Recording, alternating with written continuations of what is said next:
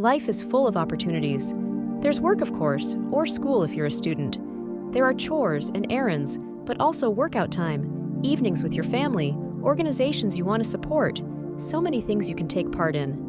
But if you end up saying yes to all of it, then before you know it, you end up overcommitted, stressed out, or just plain fried. You also need to know how to say no. The clues. How do you know you're saying yes too much? Here are a few of the warning signs. If any of these seem like you, it's probably time to make a shift. Here's the thing. A well-lived life isn't about how much you do. It's about the quality of the moments you live. Doing less makes things memorable. A different perspective. Kids know this instinctively. I remember when I first took my twins to a fabulous science museum. I was looking forward to standing on moving platforms to learn about earthquakes, watching light break apart into prisms, and watching them pet a chinchilla. But my kids, who were about 5, had a different idea.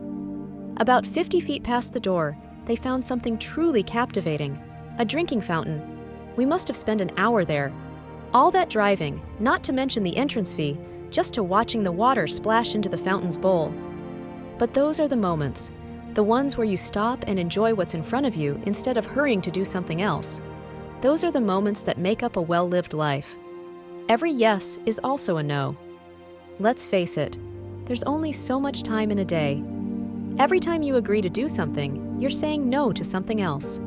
Wouldn't it be great to choose your yeses and nos with more intention? In my practice, I think about knowing how to say no as one of the skills for living with grace in the modern world. Imagine, if you lived this way, it could be the difference between collapsing on the couch at the end of the day and pulling up Netflix and putting your feet up with your partner, looking at him or her with a satisfied sigh and a smile, because you know you live the day on your terms. How to say no so you can say yes. An effective no has 3 parts. Here's a work-related example. Appreciate the intent. I would absolutely like to see this project finished before the deadline. Be simple and clear, but I know that after hours I don't have the focus I need to think clearly and do a good job. Suggest an alternative. How about we sit down tomorrow morning at 9 o'clock and brainstorm some ways we might speed things up?